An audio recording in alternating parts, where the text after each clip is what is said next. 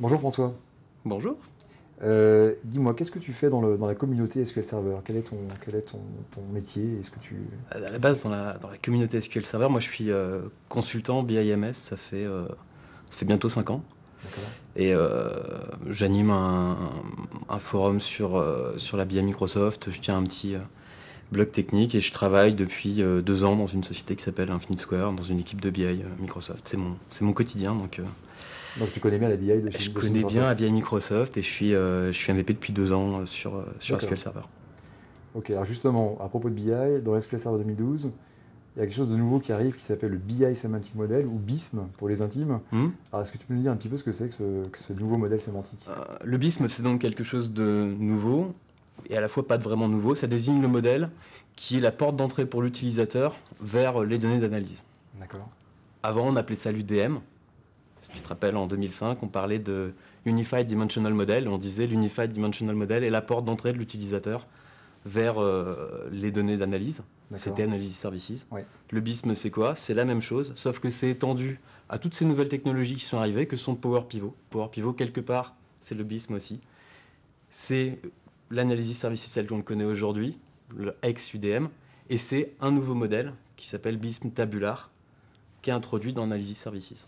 Donc c'est-à-dire qu'en fait, BISM, c'est l'union, c'est l'unification de deux modèles. Hmm. Évidemment, l'ancien modèle UDM, qui Mhm. persiste bien sûr, et le nouveau modèle introduit avec Power Pivot, qui s'appelle le modèle tabulaire, Hmm. donc dans un seul et même chapeau qu'on appelle BISM. C'est ça. Ce modèle tabulaire, il va te permettre de créer des projets de manière plus simplifiée. Si tu connais déjà Power Pivot, tu as tes sources, tu connais ta base de données bien, tu as une Mhm. structure, un schéma en étoile, tu montes rapidement une base d'analyse. Tu as un langage qui s'appelle DAX qui est facile à apprendre, et avec ça, tu montes rapidement une base. Les limites de Power Pivot, c'est quoi? On peut travailler seul, on peut travailler en équipe avec Power Pivot Tout à pour fait, SharePoint. tout à Par fait. contre, très rapidement, dès qu'on veut partager ça aux yeux de tout le monde, il y a une adoption de ce produit, bah là on était bloqué. Avec BISP Tabular, on va pouvoir prendre ce modèle de Power Pivot, le passer en équipe Power Pivot pour SharePoint et le passer D'accord. enterprise-wide dans BISM Tabular, qui, comme tu le dis, coexiste avec BISM multidimensionnel qui désigne l'ex-UDM. Chacun avec une logique différente. BISM multidimensionnel reste avec son MDX, ses scripts, etc. BISM Tabular reste avec du DAX et des features qui ont été améliorées pour un portage serveur comme du partitionnement, etc. D'accord. Mais est-ce que ça veut dire que tout ce qu'on a fait avant avec UDM doit migrer? Est-ce que ça continue à exister? Comment ça se Heureusement passe? pour moi, qui travaille là-dessus depuis un bon bout de temps, et pour les gens qui travaillent dessus depuis très longtemps, c'est très facile. Un modèle UDM est un modèle BISM multidimensionnel. Tu l'ouvres dans ton assistant, et comme tu es Ouais, passé de 2005 à 2008 à 2008 R2 avec, en 2012, il passe sous un modèle BISM multidimensionnel. Il marche exactement pareil. d'accord. Donc il n'y a aucun souci de migration de ce point de vue-là. Tu peux être tranquille. D'accord.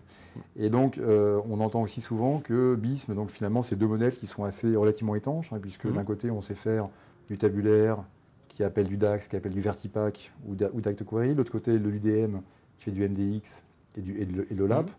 Est-ce qu'il y aura peut-être un jour des possibilités de faire du tabulaire vers de l'OLAP?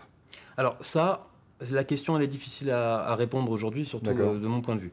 Il y a quelques réponses qu'on peut donner. Déjà aujourd'hui, tu fais déjà du MDX sur les deux plateformes. Excel nativement fait du MDX et quand tu fais de l'Excel par-dessus un BISM tabular ou multidim, c'est du MDX. Je peux interroger en MDX les deux modèles.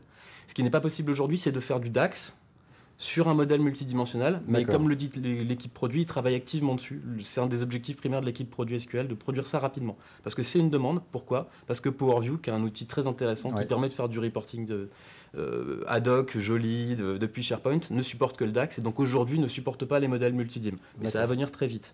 Et ils annoncent beaucoup d'autres features qui vont venir. Ils sont à l'écoute évidemment des utilisateurs, de la communauté comme nous et des utilisateurs de base qui peuvent revenir pour ajouter, on ne sait pas, il y a eu des exemples de données du Vertipack, donc le moteur de Power Pivot, sur des partitions anciennement mollables de Ouais. modèles multidimensionnels et des choses comme ça. Un script MDX dans un modèle tabular, on ne D'accord. sait pas. Donc en fait, BISM, tel qu'il est dans SQL Server 2012, c'est vraiment la première version, hein, c'est la première étape vers C'est un... la première marche d'une vision, comme dit Tiki Anand, D'accord, donc le ça c'est principal ça, programme c'est manager. bien la première étape Ouais, d'une vision beaucoup plus pour unifier le modèle. pérenne dans le temps de Microsoft sur la BI. C'est mon sentiment aussi. Ouais. D'accord. Mais écoute François, je te remercie beaucoup pour ces renseignements. Ben, merci à toi, Merci, à bientôt. à bientôt.